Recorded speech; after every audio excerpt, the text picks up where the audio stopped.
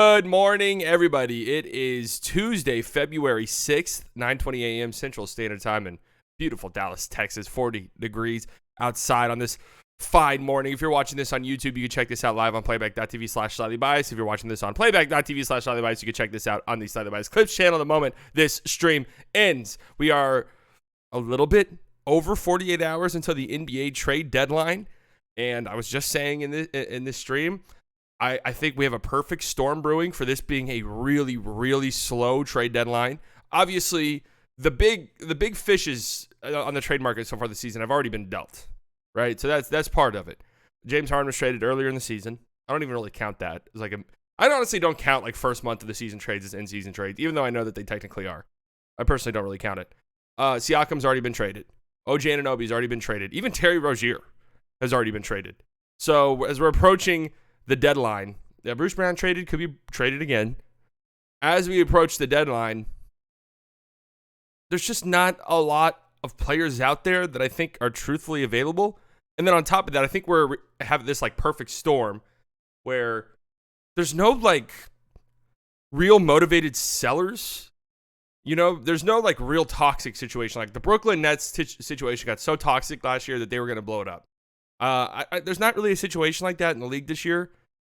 And it doesn't feel like there are too many super desperate buyers. I mean, there are teams that want to buy, but I don't see any teams that are going to be like uber desperate to make major changes. Even teams like the Lakers, who are probably in that boat, have been playing pretty well over the last couple of weeks to the point where maybe they just ride it out. So that's just how I'm feeling about it. I feel like this could be a really like if the trade deadline ended and we're like, wait, there was only 6 trades, would that be surprising? I mean, historically, that would be really shocking with how many trades usually happen the day of the deadline and like the days leading up to the deadline. It's usually around like 13, 14, 15. But if the trade deadline ended and we're like, wait, there's only 5 trades? That would be kind of, I don't know how much that would shock me, to be real with you. There's also like a bunch of cap stuff. I asked Mavs CBA on Twitter today. DM. I was like, hey man, what's up with the trade deadline? Like, are these cap rules going to have an effect on it? Like, I've seen people say that the new cap rules are why this trade deadline might be slow. But in my mind, I'm thinking, well, wouldn't it be the opposite? Because, you know, there's going to be some rules in effect. Like the Phoenix Suns, for example, won't be able to aggregate contracts in a trade after this season. So they can't combine contracts in a trade. They have to make one for, not necessarily one for one trades, but they can't combine contracts in a trade going into the summer. So this is like the last chance they have to do it.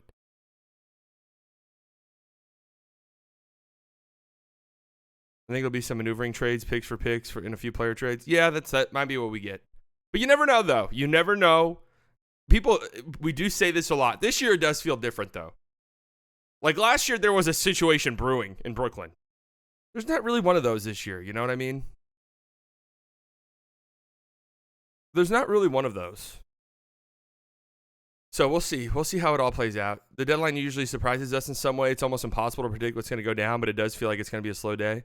Yeah, well, you like look at it like this. If in the next 48 hours, OG got traded and Siakam got traded and Rozier got traded, we'd be like, holy fuck. But since it's happened like over the span of a month and a half or so, this little slow leak,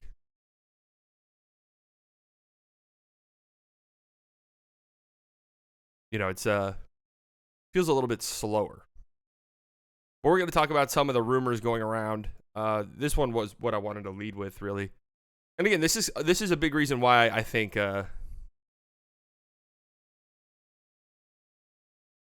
well, yeah, don't get me wrong. The Brooklyn Nets situation was brewing, but it was still shocking because they were good. They looked like a legit contending team.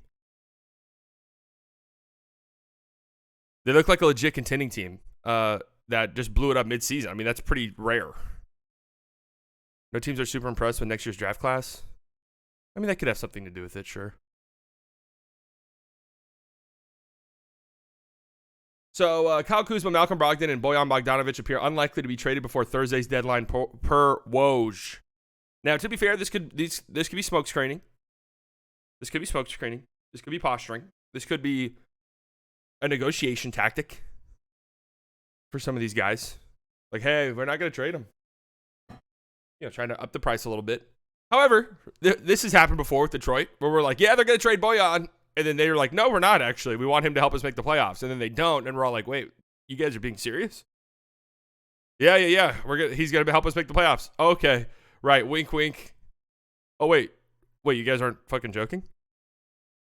So, yeah, I guess I wouldn't be surprised. I don't know what the hell they're thinking. The Blazers and the Pistons. I can understand holding on to Kuzma, right? He's under contract for, 4 more seasons on a pretty good deal. Like, you really are in no rush to trade him right now.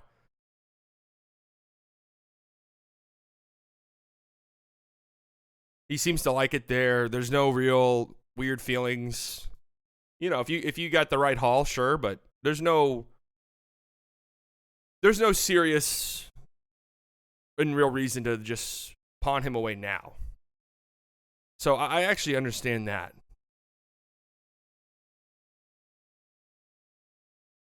Brogdon, I can't for the life of me get. Now, Brogdon does seem to really like it.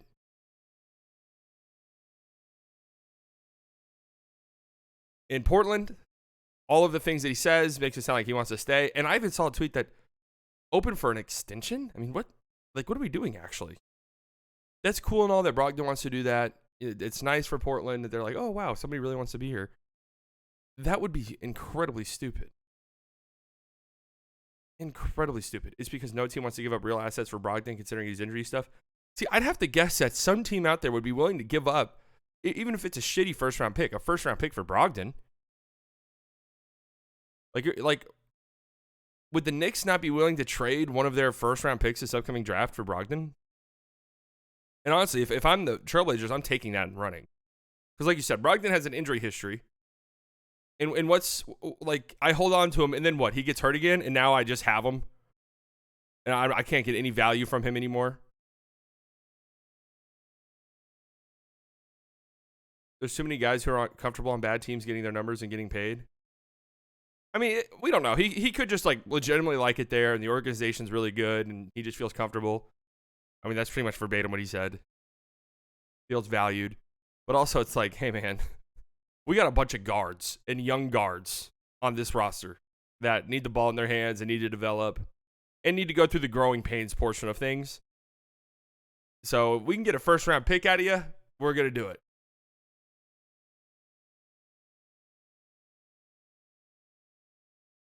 Jeremy Grant's the same way.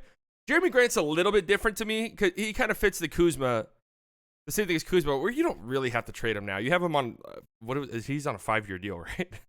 He's on that huge extension. You could trade him down the line. Like, you're not really in any rush to trade him. Brogdon, to me, though, is somebody I'm absolutely trading between now and Thursday. That's the type of player I'm trading. I'm trading Bojan if I'm the Pistons. Stop this bullshit. I know Bojan's, like, shooting actually helps, and it helps your young guys. So there is that. Just having a shooter helps with the development of some of your younger guards. But, man, like, it feels like you've dropped the ball here. Bojan had some legit value, I feel like. Especially last trade deadline. Like, Bojan is somebody who I felt like you could have gotten a decent amount for. And now it's like,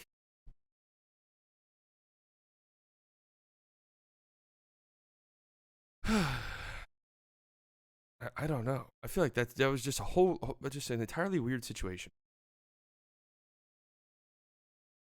He does still have a year left on his contract. So maybe they trade him in the summer. But we said the same exact thing this past summer. Did you swap Tim Hardaway Jr. in a second for Bojan? Yes.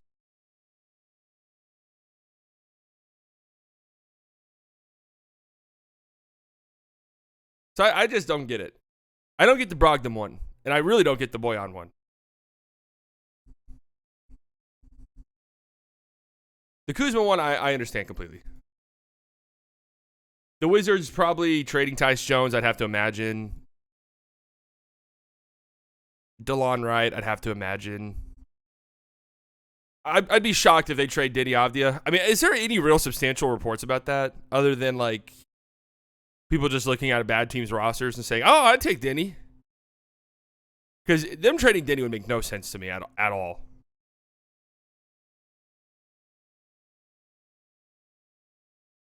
Detroit feels like they have no idea what they are doing. It's kind of funny because they do in some ways. Like, they've realized, oh wait, we do need shooting. Like having shooting next to these young guards will help them develop. Help space the floor, make life easier for them.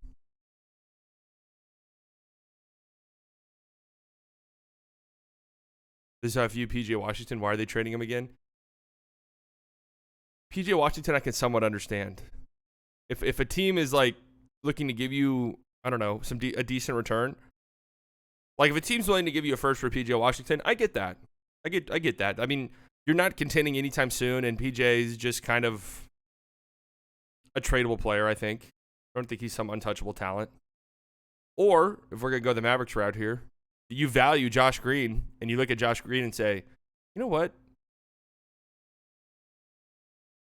Josh Green would fit really well on this roster, and he's still young, on a pretty nice contract moving forward. Like, I'd do a swap there. Did that make some sense?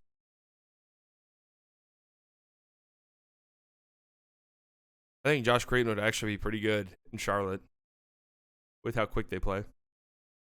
The Suns will likely trade for a on-the-fringe wing player who could potentially contribute in their postseason rotation. Phoenix is motivated to make moves right now, but their lack of assets is limiting potential trade targets.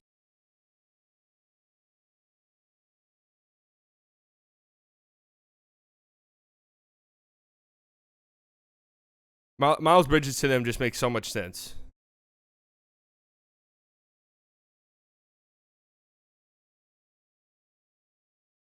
It makes so much sense.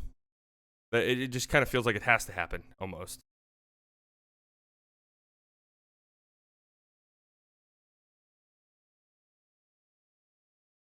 Last night on Pod Maverick, Kirk was pushing to save first rounders until the summer period, looking at everything but keep some capital because you have a few moves left. Yeah, I agree wholeheartedly.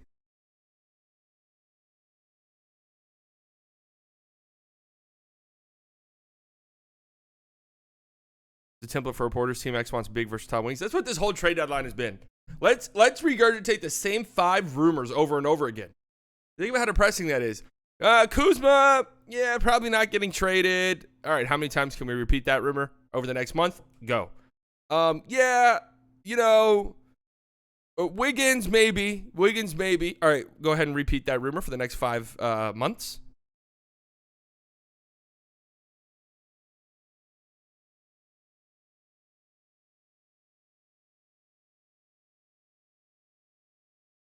The Mavericks and Pacers are expressing trade interest in Andrew Wiggins.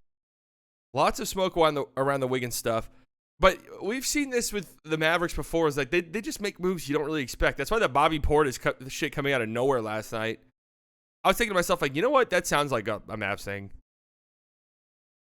Like the Bobby Portis trade, it sounds exactly like the type of move the Mavericks make right before the deadline ends. And you're like, wait, what the fuck did they just do? I love how you were like low-key upset. Do you want them to make shit up? You want me to be 100% honest with you? Yes. Yeah, for sure. Yep. I do want them to make shit up. Because here's the thing, right? At the end of the day, the NBA is an entertainment industry. And, you know, let's not be stupid. Part of the big appeal of the NBA for some, right? Here we actually enjoy watching the games. We're real fans. But some of the appeal for some is the drama and the build up to this stuff. So just throw some shit out there, man. Who gives a fuck? Let's talk about it. None of this shit's going to end up happening anyways. How often is it that like these talked about reports end up actually happening? I feel like very rarely, honestly.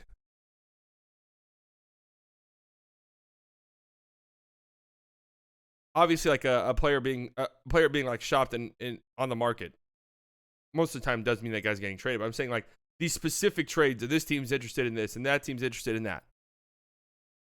LeBron to the Knicks. Yeah, what was going on there? LeBron putting on a show. You know what? At a certain point, does a team just say, you know what, LeBron, go to the Knicks then?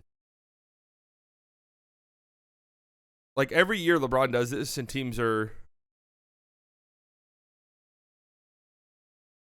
Every year LeBron does this and the teams roll over and give LeBron everything that he wants at the trade deadline. Being a LeBron teammate on the trade deadline must be horrible. It must be torture.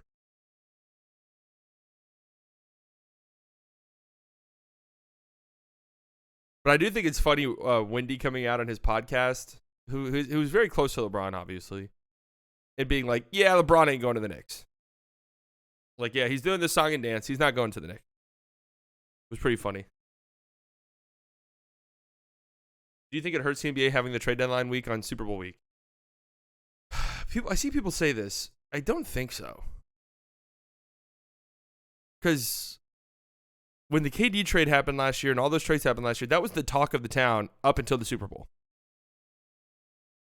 That was like this huge trending moment on Twitter. I mean, is Super Bowl week really that crazy? I mean, the game obviously is the most watched television event. But like, really, is Super Bowl media week like that big of a cultural event? I really don't think so. Like, is Kadarius Toney saying, yeah, I could be the number one receiver if I got the ball? Is that going to one up a massive NBA trade? Of course not.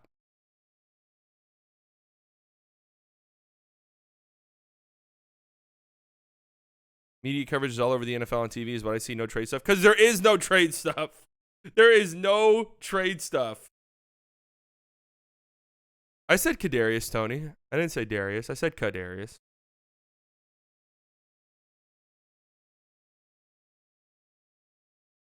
There is no trade talk. That's what I'm saying. Just make one up. Send out a memo. Adam Silver, hit up LeBron and say, hey, listen, man, I know you don't want to get traded, but fuck, we need something to talk about. So this has been a slow trade deadline week. It's been a slow trade deadline week, so we're just going to build up some rumors.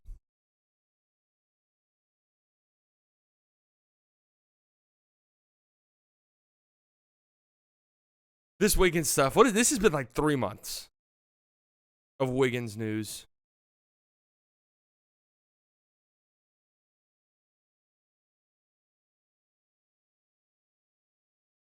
NFL is so ass.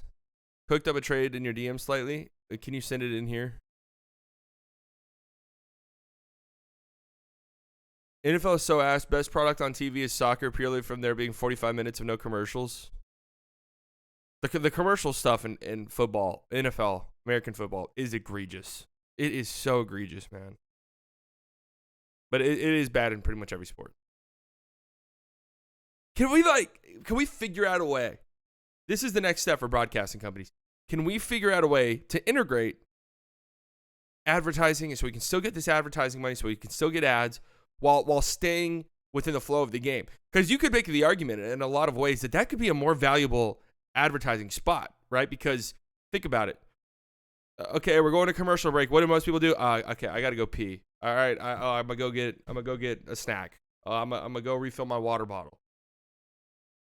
I'm gonna mute the TV, or I'll just change the TV to something else. Who's sitting there and be like, oh fuck, hey guys, gather around, commercials are on. Oh, okay, Paxlovid, all right, COVID Paxlovid. Remember that, guys. We get COVID, make sure we Paxlovid. Okay. Oh, okay, State Farm. You guys remember that one? Yeah, State Farm. All right, keep that one in the back of your brains. Nobody does that shit. Everybody goes and does something else, okay?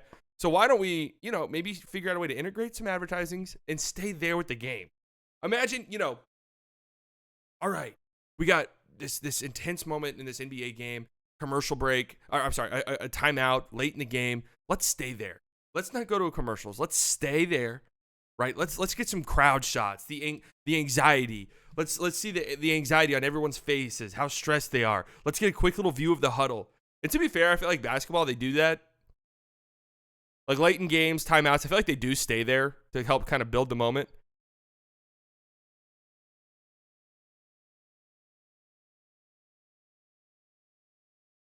Yeah, it's like, all right, 15 seconds left. This team's down 1. This has been an incredible game. Timeout on the floor. All right, back to commercial break.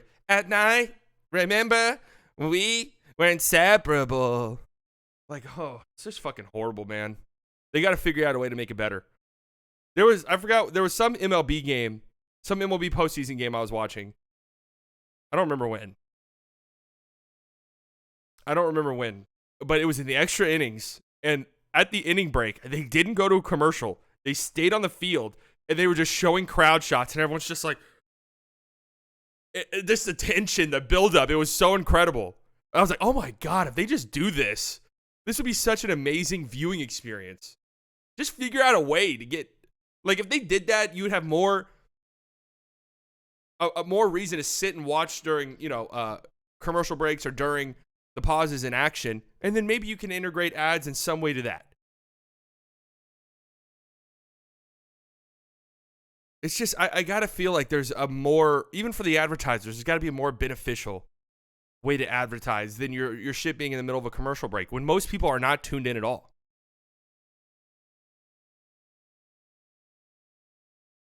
I don't know how did we get off on this big of a tangent?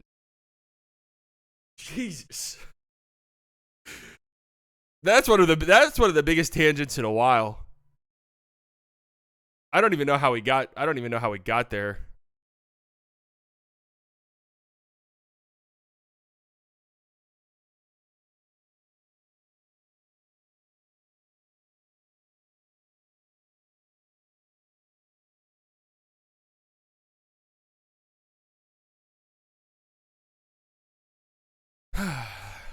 Soccer in Europe is elite. 45 minutes of pure cinema, and the next 45 minutes of cinema. That's a great way to go about it too. That's kind of how football is set up, though. That you just have continuous action. You don't have all these breaks. Like that's why American football is so brutal to watch sometimes, because you have all these built-in breaks. All right, the team's switching. All right, the team's switching again. All right, the team's switching again. All right, the team's switching again. You set yourself up for like 60 fucking commercial breaks. There's 11 on average. There's 11 minutes of game time in an NFL game. 11 minutes of just actual action over the course of 3 hours. That's insanity, man.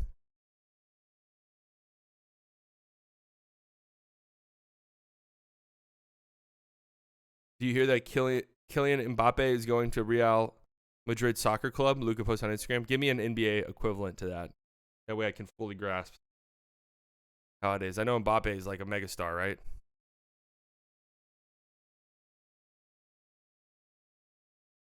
Luca to the Lakers? Oh, okay.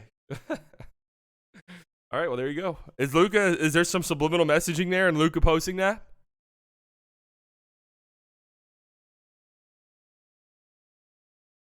LeBron to the Heat?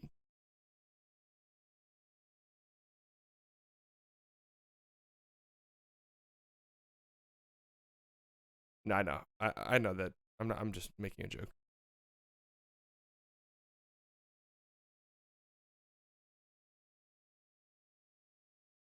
So it's actually kind of funny because I just saw a tweet right now.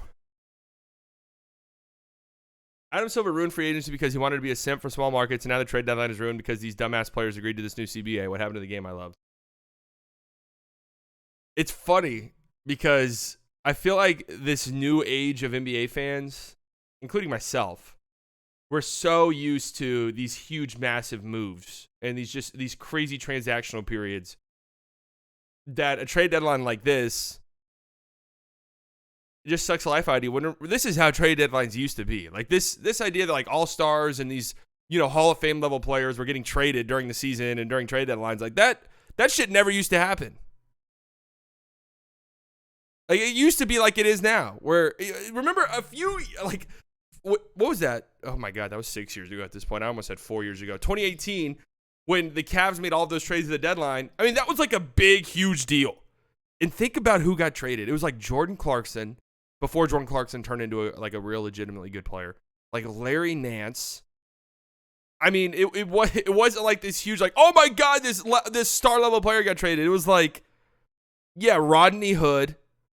And that was a huge deal. We're like, this is the craziest fucking trade deadline. Did I say Jeremy Clarkson? I said Jordan Clarkson. I feel pretty confident.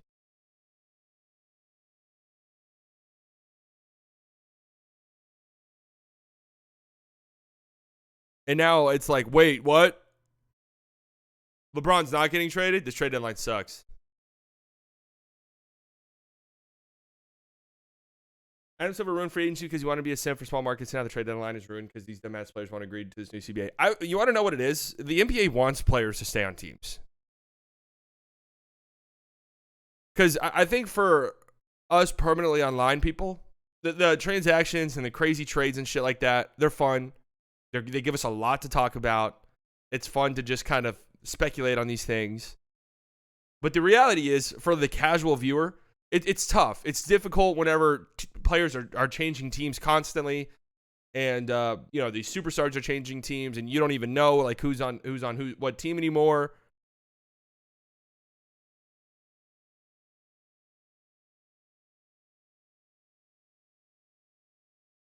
I genuinely think that for the NBA, they think it's probably better if we get some continuity going, because that makes rivalries better. Like, think about the Mavs-Suns rivalry. It's still fun because of the Booker-Luka aspect. But, dude, that Western Conference, that playoff series was 2 years ago. Booker is the only fucking player left. 2 years ago. Booker is the only player left on that team who is still there. Like, that rivalry could have blossomed into something really, really fun and exciting.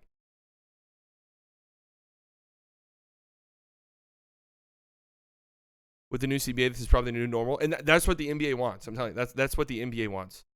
Okay, this is a trade you cooked up.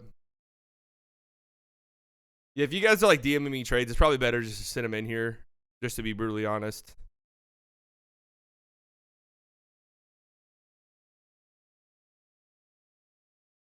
Okay. Wizards are getting Wiggins and Rashawn Holmes. Mavs are getting Kuzma, PJ Washington, Daniel Gafford. All right. Warriors get Tim and Maxey. Hornets get Grant Williams and a bunch of seconds. I don't think the Warriors or the Wizards say yes to this.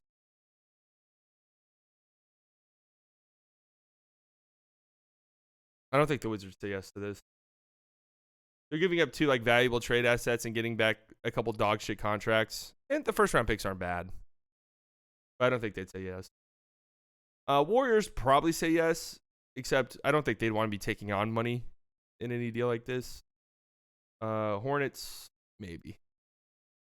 I really don't know what PJ Washington's value is, to be honest with you. All right, I didn't want to open that up to where everyone just sends their trades. I regret saying that. Oh, man. A 5-teamer? Oh. These are just so hard to keep up with. Wiggins, PJ Washington, and a first? Holy shit. Okay, Josh Green, Tim Hardaway Jr., Sean Holmes. I mean, that would be great if the Mavericks could get those 2 guys and a first-round pick somehow. I really highly doubt it, though.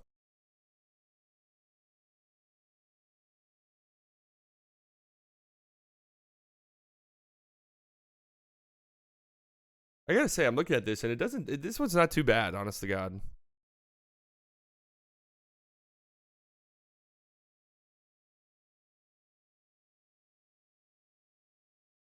So, anyways, I do feel like this is on purpose for the NBA.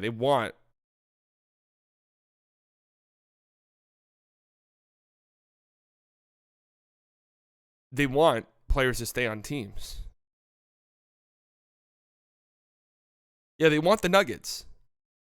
Like, some of the most iconic rivalries of all time are because those teams just stayed together for years, and we got. Even recently, like the Warriors and Cavs, that could have been an unbelievable, constant rivalry where there was some back and forth. Then KD fucking ruined it. Like, that's just true. KD ruined it. And it was still a rivalry because they did meet in the finals 4 times or whatever it was. But it wasn't fun. Like, once KD got there, it was no longer fun. It was not a fun rivalry. It was just like, oh, well, LeBron and the Warriors against the Warriors again. I mean, the Warriors are going to probably win in 4, maybe 5, but I don't know if KD ruined it, though. Weren't the ratings amazing? Yeah, but it wasn't good for the long-term look of the league. If we just got, like, these constant dream team god squads that just had, like, the super teams are good for ratings, but I think they're bad for the league overall, though, because there's just no parity. There's no point in like fucking paying attention to the season.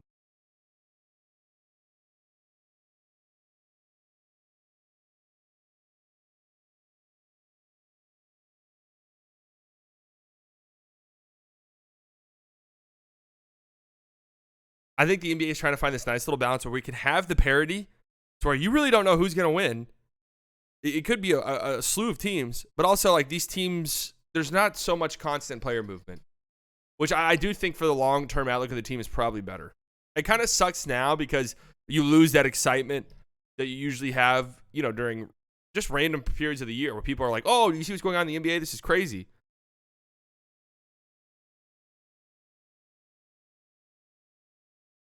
But I think ultimately it kind of ruins fan interest. It's like, I don't know how many of these players are going to be on this team. I like these teams just blow up so quickly that it's just kind of insane. Like the fact that the Suns went to the NBA Finals, then went to the second round the next year and lost in 7, then proceeded to blow up their entire team. And just a year later, look like a completely different team. It's just like weird.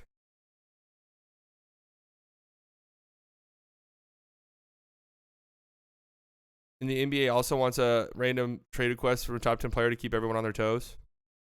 Yeah, it's like some player movement's good, don't get me wrong. But I do think this constant, it's fun to talk about. This is what I'm saying. Just make up fucking rumors. Give us something to talk about.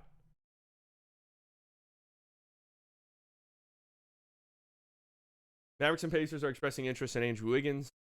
The Wiggins stuff, I've gotten to a point where I'd be surprised if it happens. Like, trades that get talked about this much, I'd be shocked if something happens here. Nikola Vucevic doesn't want to see the Bulls break up. I believe we have enough. This is just sad. The Bulls are an exception to my rule. Break them up. But see, the Bulls are different, though, because it's like they've been together for how long now? This is what, 4 or 5 years of this Bulls bullshit? Like, come on.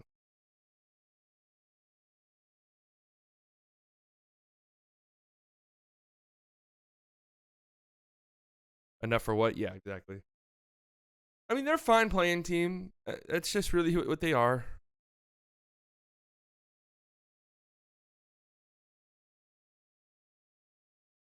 One thing I'll give the NFL is that it's much more team-based, way less stand culture. Yeah.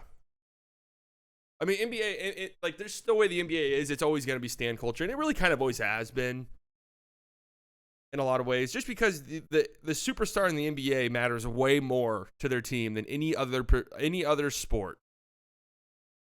Like, one guy can completely alter an NBA team more so than pretty much any other sport, maybe besides the quarterback position in football. So it does make sense. And also, here's part of the reality. I don't know, stand cultures are so strong for quarterbacks. Justin Herbert ones are the worst.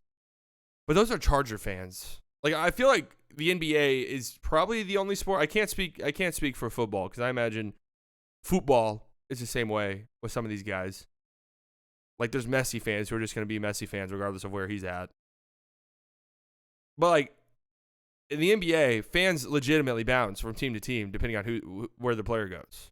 Like, you got LeBron stands who are just, like, going to be diehard fans of whatever team LeBron's currently on.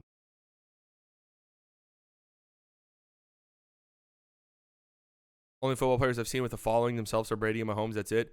Yeah, but, like, when Brady went to the Bucks, was there how many like, yeah, well, hey, I'm a Bucks fan now, people were there? I feel like there weren't that many.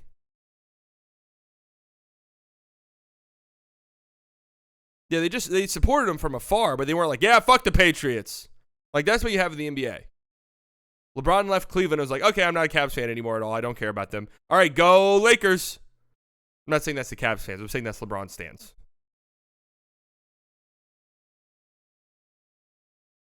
You're a Bertans stan? I respect that. You're eating good right now watching the Thunder. Bertans isn't playing, but you're eating good.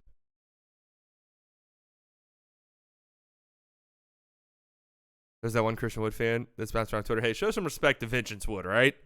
Show some respect. He's not just that one Wood fan. Markieff Morris stand. You should be What's like a good role player who just bounces around to good teams but doesn't play, but is constantly on the end of bench on great teams? Boban? No, I wouldn't say Boban. Jeff Green. Jeff Green's a good one. There you go. Uncle Jeff.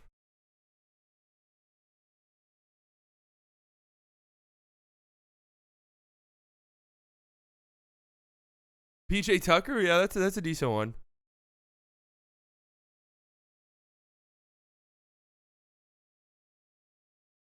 In football, we make fun of people who are just Messi or Ronaldo fans, like a clown meme. Them in football, it's you choose the team as an 8, 9-year-old kid and it's until you die. Okay, that's fair.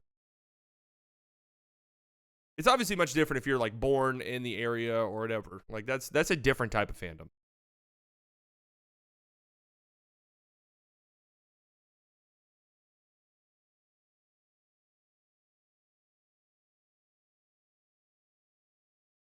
It's funny that I just went on this whole thing like, oh, the NBA doesn't want teams to break up. It's probably better for the league if there's some continuity and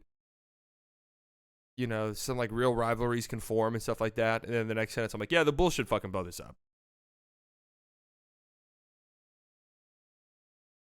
Favorite Drake song?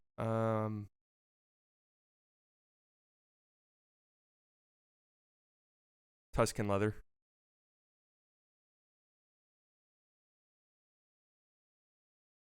Why do people choose their entire lives mental happiness on a team 7 years old?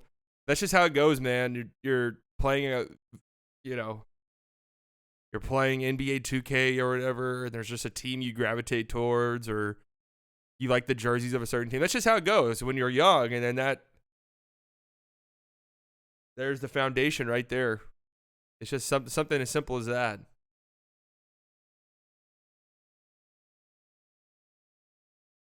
Like I was born in Dallas, so that was just that right there. Like my entire family is Dallas sports fans. My entire family's lived in Dallas for a long time. Like, boom, I'm a Dallas sports fan. But if that weren't the case, or I was born somewhere where there maybe weren't sports teams, or maybe my family wasn't super into Dallas sports or something like that, I could have seen myself like being like, oh well, this team had cool jerseys on Madden. I always played with them on Madden, so that's why I'm a fan of their team.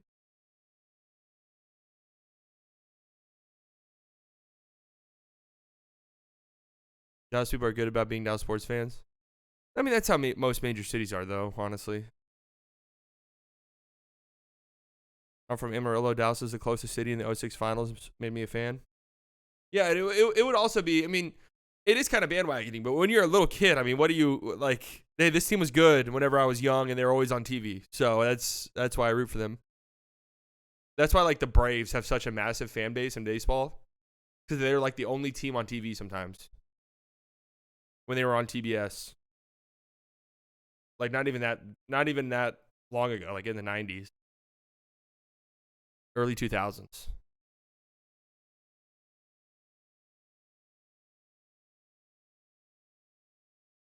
Don't know what the Bulls do. Doesn't sound like much. A bunch of people have been like, just trade Caruso. Like, what's he doing on your team? And if they could get like a pretty decent haul for Caruso, I do partially agree. Where it is like, where are you guys going? If a team's offering 2 firsts for Caruso, like, what are we doing? If a team out there is offering a first or whatever for DeRozan, like, what are we doing? Take that. A team's offering a first for Vucevic. God bless. What are we doing? Say yes and get the fuck out of there.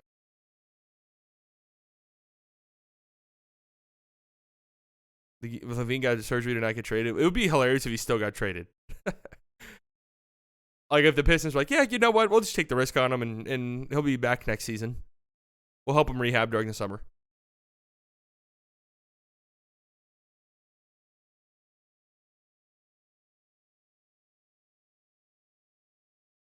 Damn, there was another tweet someone sent here that I wanted to talk about.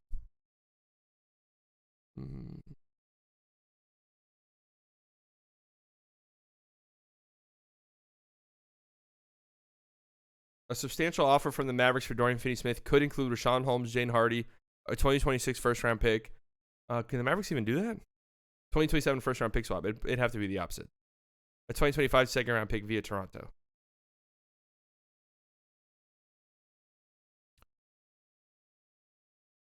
That's a mock trade? Yeah. Is this not a mock trade? Do people not think this was a mock trade? This guy's just saying like what a substantial offer would be. I mean, obviously the Mavericks would not do this, but I mean, yeah, that's probably around what they would ask for, I'd have to imagine. You say go fuck yourself. I saw a report yesterday that the Mavericks were just kind of we're just completely out. I don't know if it was Stein, somebody said it. The Mavericks are just out on Dorian. Which it just makes sense. Like, Dorian's not the final piece for this team, and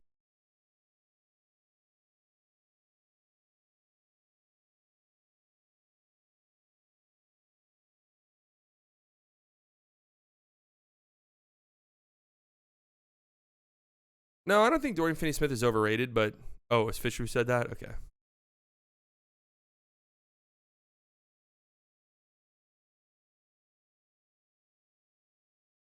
I would love Dorian back on the team, but you can't give up your trade assets for him. Yeah, exactly. If this team was like a legit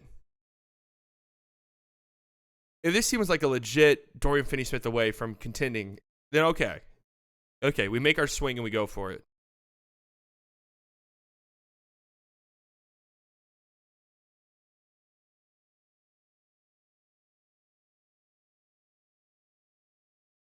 Mavs made Dorian. They can make another one. The fact that the Mavericks got that much out of Dorian and Maxey is kind of remarkable. Like, 2 undrafted players became real, legitimate, valuable players for you. I mean, that's kind of a testament to the player development right there. Would you do Holmes for Tucker straight up? Yeah, I think so. Actually, not I think so, yes.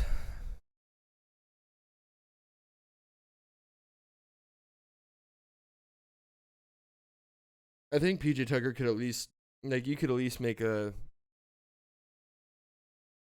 scenario in your head where PJ Tucker is actually playing somewhat valuable minutes for you. Did the Mavs make a mistake firing Rick? So Rick's obviously a great coach. And I'll say this though, the team had given up on Rick for one reason or another. The team was done with him. That's always been my MO with coaches. The moment, regardless of who the coach is, the moment that a team is done and gives up on the coach, it's time to move on. Like that's burning a bridge that very rarely gets repaired. Team's done with Kidd after watching that first half last night. Well, and then they came out of the second half and looked really good. So maybe not. That is how it felt in the first half, though. I'm not gonna lie.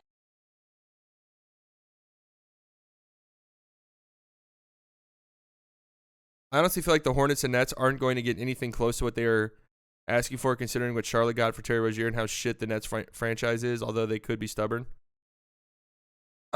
Honestly, is the return for Rozier that bad? I feel like that's kind of fair. They got a first-round pick for Terry Rozier. That sounds about right to me.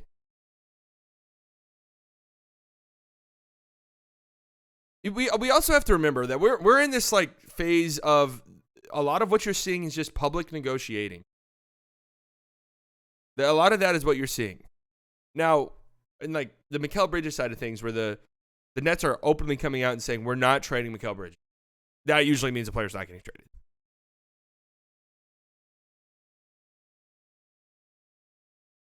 Why are they doing this? I don't really know. If they get like their doors blown off for Mikal Bridges, they need to do it. I don't get it.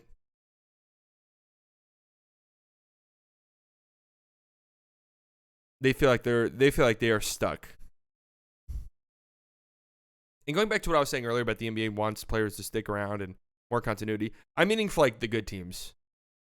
I feel like we've had this very strange last 7-8 years in the NBA where like players are just willy-nilly leaving like legit good teams. Legit contending teams. Which is just kind of strange. So you think the Chiefs get the job done? Yes. I actually think the Chiefs win by a lot. I think it's going to be a blowout. I'm predicting like 31-10. When will you start streaming on deadline day? 8 a.m. is what we got. 8 a.m. on YouTube. So it's gonna be a long one. I already mentally am prepared. I'm going to have 2 meals prepared and ready. So I'm eating. Gonna be nice little light, healthy meals. I think I'm gonna have 2 to 3 coffees ready to go. How many gifted subs you get last night? I think 84 was the final total. Of Flores had, I think, like 50. I mean, it was just unbelievable. What you eating slightly? I think I might get some hot and ready meals from Heb. Just pop the bitches in the microwave.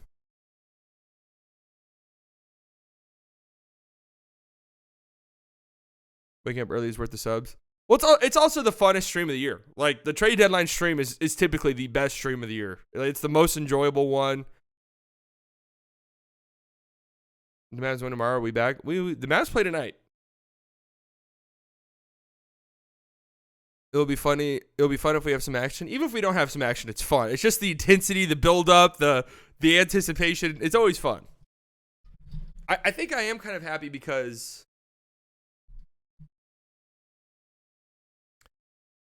I think I am kind of happy this summer because I think this will be the first time in a long time that I'll be not on vacation during the start of NBA free agency.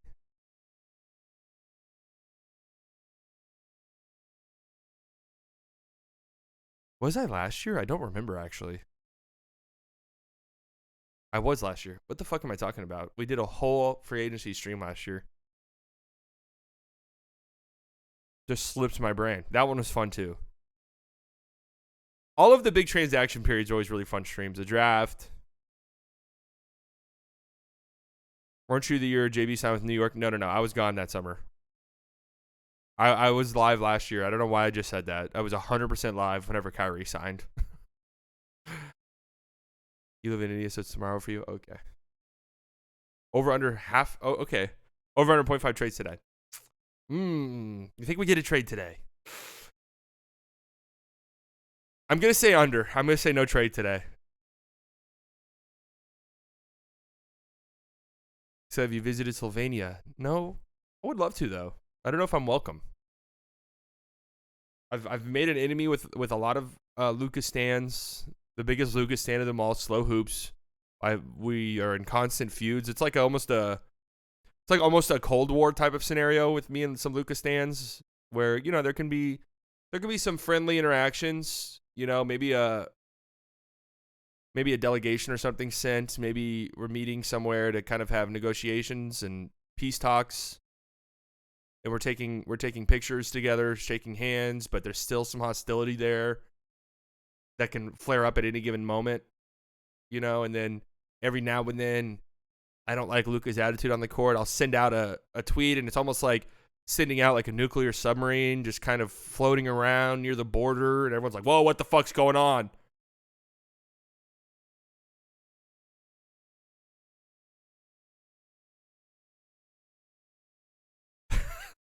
So Hoops hit as people at the airport waiting for me. That's hilarious. No. I like Slow Hoops fans. I love the Lucas stands. There's a lot of great Lucas. I mean, it's not all Lucas stands that hate me, obviously. I mean, I'm sure plenty of you are Lucas stands. Now I got no problem with them. I've had some great interactions with Lucas stands. I love the Euro fans. I love Europe in general. If you guys have been following me for any period of time, you know that. I love Europe. I've been to Europe 3 times. I've absolutely loved it every time. Obviously, I'm going there on vacation and stuff, so I'm going to all the great spots, but definitely a world where I would not mind at all living there. There used to be a time where I'm like, I wanted to move to Europe. Like, I was just so steadfast in it. I didn't want to be in America anymore. I'm going to be real with you. I still fucking don't. But would love it. Come to Canada, the birthplace of the great Dwight Powell. I love traveling. I'd love to go to Canada. Never been to Canada, but I wouldn't mind going there at all. Yo, Iztalk's incredible.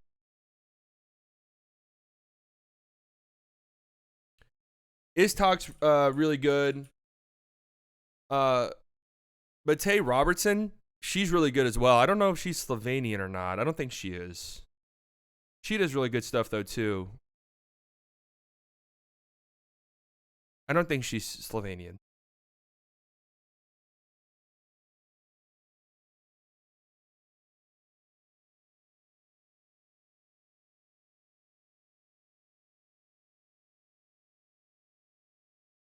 Can't wait till Dwight Powell is off the team. I'll literally throw a house party. Okay.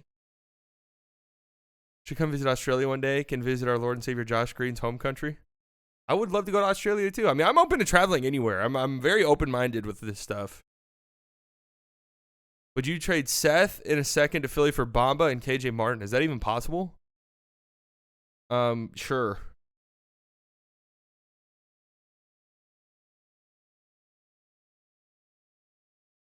I feel like the Sixers wouldn't do that with Embiid's injury, right? I mean, they wouldn't trade Bamba. He actually plays for them, even though I don't think Bamba's very good.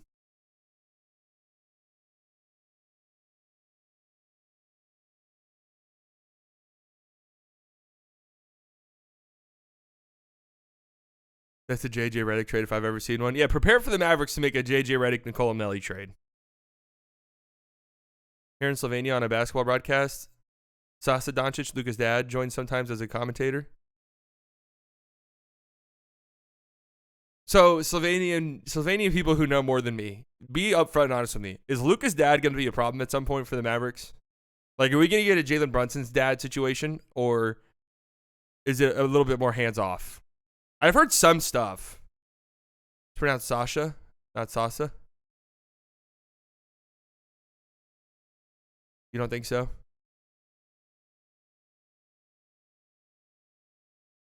Because I've heard some people say stuff like that.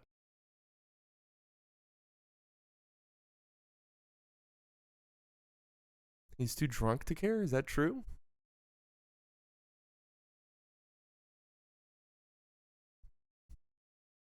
They haven't spoken since Luka left for Real Madrid? That's not true. He goes to all the games. I agree with your take from last night. If they incorporating more of how Kyrie operates with the team, they don't need any moves. Okay, well, I was pranking there. I definitely think they need to trade.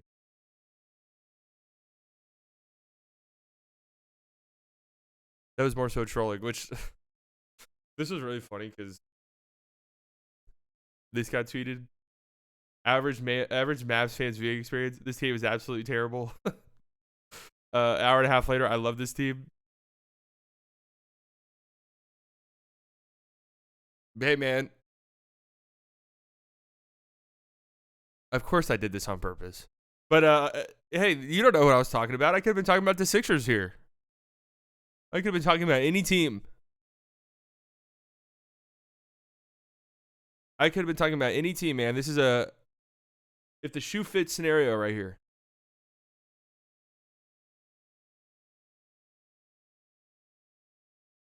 Yes, I was clearly trolling.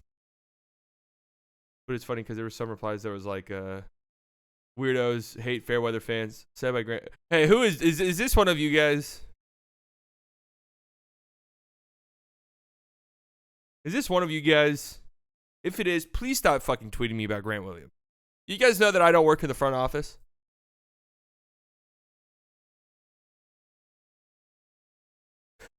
I may have lost my father and cousin to gambling, but at least my Mavs are circling 500 consistently year in and year out. Thank you, Harla Bob. What? Sorry, my friend. If I was never around, you guys would have had the pleasure of drafting Wendell Carter Jr. at 5 versus trading for Luka. Then in my final draft, you could have had Leandro Balmero over Josh Green. My God. The end of the Donnie Nelson era was just a travesty on so many levels.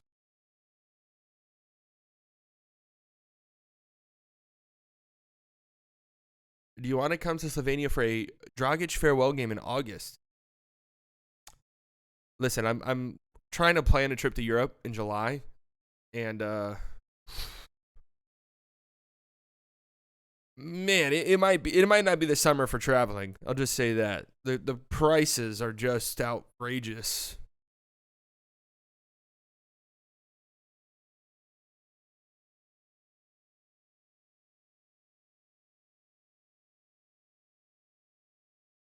I will say that one of the best parts is like once you get there, the traveling within Europe is usually pretty cheap, at least compared to like traveling within the U.S., which is fucking crazy, man.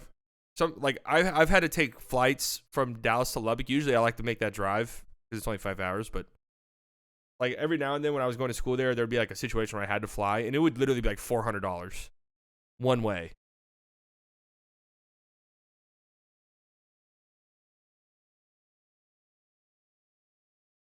Even traveling within Europe is getting more expensive too. But at least you have like the train. Like at least you could travel by train to most places. Like there's at least different options.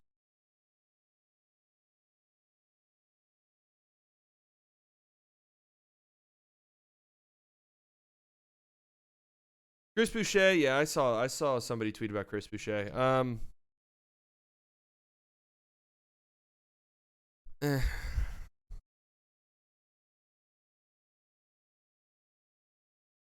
That's how I feel about that. Any of these trades just to get value or something or some size. If you're not giving up much in the way of value, I'm kind of okay with that.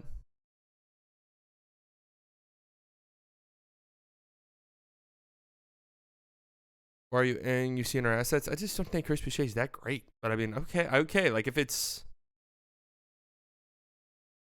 cheap, then okay.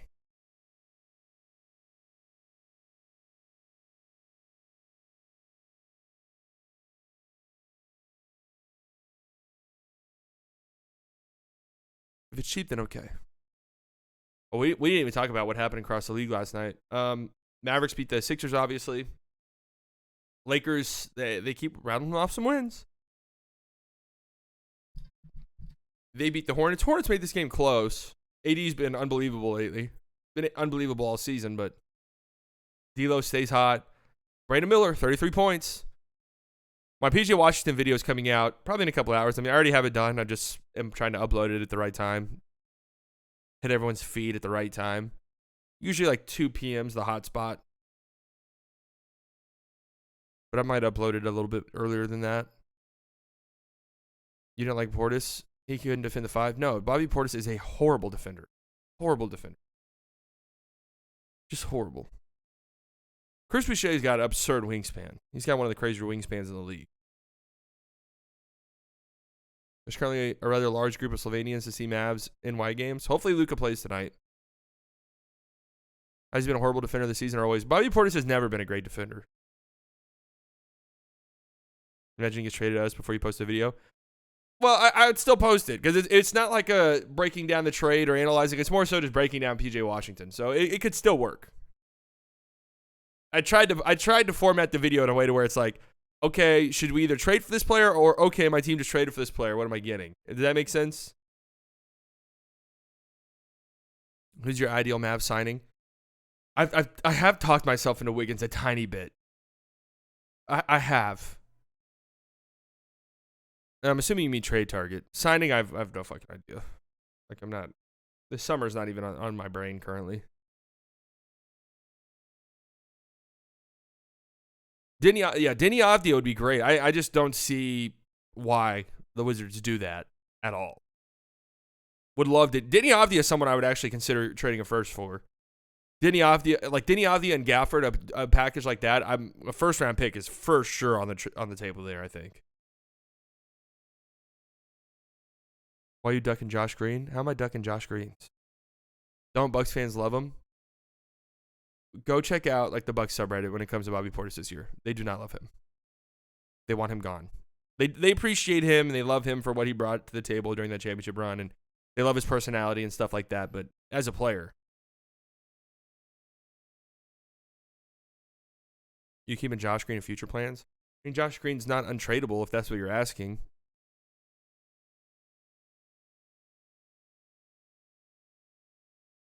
Heard yesterday some people don't believe he'd work in the locker room. Oh, Deni Avdija is what you're talking about? Well, he was in the IDF, so I get why people say that. Grant Williams versus Bobby Portis mid-off. Let me tell you right now, the Bucks Bucks fans who are saying, "Oh, we should get more from that trade." I don't think so. I think you're doing pretty well if you're trading Bobby Portis for Grant Williams. Just being honest.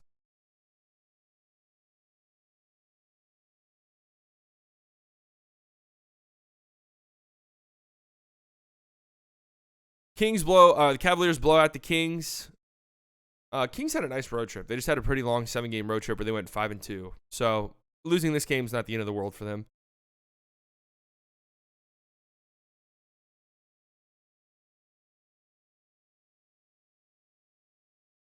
Wait, why is this schedule like this?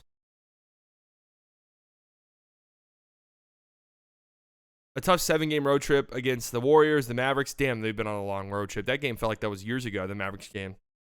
Warriors, Mavs, Grizzlies, Heat, Pacers, Bulls, Cavs. 5-2 in that stretch. That ain't bad. Yeah, the Cavs are scorching out. The Cavs are the 2 seed in the East.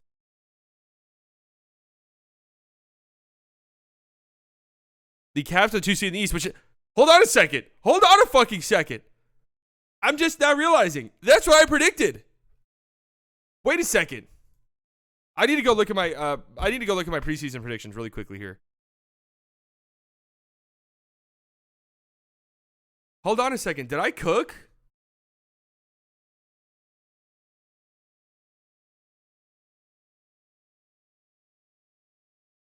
Hold on.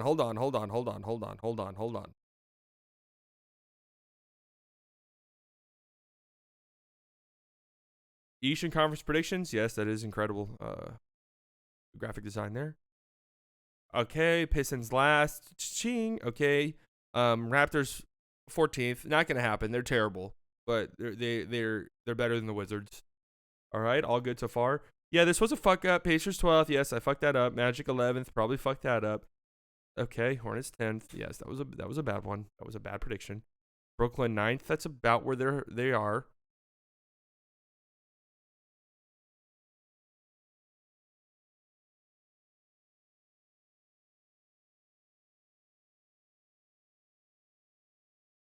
Bulls 8th. That's around where they are. Knicks 7th. Okay, that was a bit of an oversight. They're much better than that, obviously. Heat 6th. That's about where they're at. Sixers 5th. This might end up where they end up. This might be where they end up. Hawks 4th. That was a fuck up. That was a mistake. Bucks 3rd. Cavs 2nd. Hold on. I cooked. I actually think I cooked here. I actually think these are good.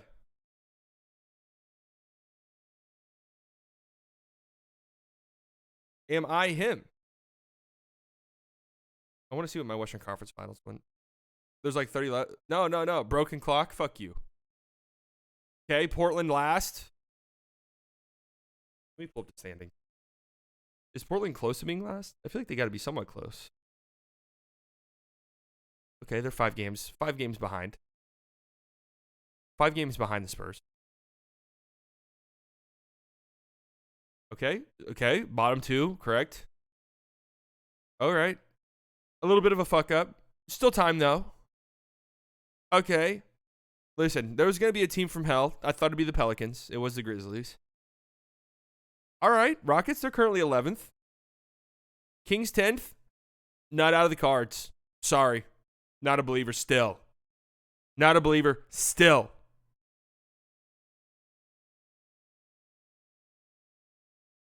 Okay. Clippers 9th. All right. That's a bit of an oversight. That one's admittedly a fuck up. You're an idiot if you bet on this team. That one's a little bit of a fuck up. Thunder 8th. All right. Messed that one up a little bit.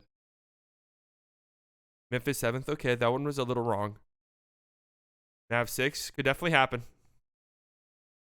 Wolves 5th. Could happen. Could happen. Suns 4th. Okay. Yeah. Warriors 3rd. Okay, that one was a bit of a mess up. That one was probably a little bit of a mess up. For sure. Lakers 2nd. Yeah, that one's not good. That one's definitely a little bit wrong. And the Nuggets 1st. Yeah, the Western Conference one is back to the drawing board. Next, we need to figure out what we did wrong there, so we don't replicate it in the future. Oh, God. The West was brutal. And the East, I think I did a good job.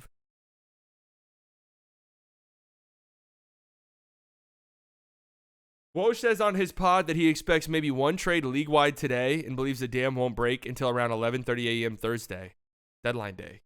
Well, that actually is kind of meaningful because that means he's hearing that a trade's close to being done today. Is a single West pick correct as it currently stands? So whenever I pick, preseason predictions, you just kind of want to be in the ballpark. And no, I don't believe a single one of those is right. No, that's not true. I had the Rockets finishing 11th, and they're 11th currently. So there you go.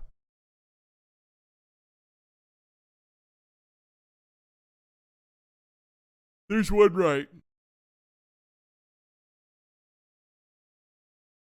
Woj on his pod says he's getting sense not much going on as Thursday deadline approaches. Bobby Marks says he's never seen things so slow.